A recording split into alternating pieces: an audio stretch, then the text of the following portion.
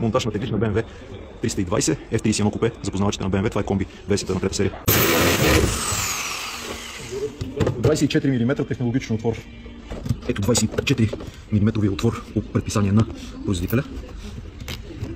Изолираме, за да не влиза вода. И допълнително поставяме и малко изолирането.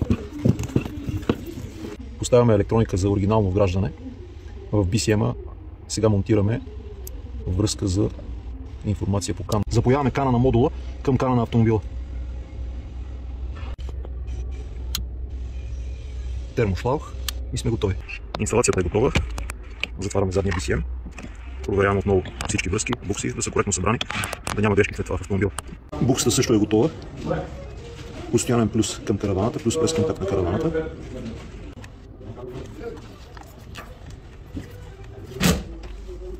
И пантата е готова.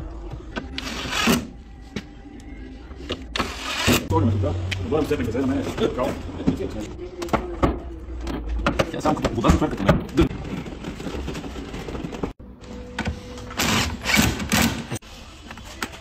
Инсталацията е завършена. Буксата е на панта, 13 пинова. Кугата се поставя по този начин. Когато затвори зарядната зона е готова, заключваме. Когато искаме да я свалиме, отключваме навън, напред, главата изпада и прибираме буксата.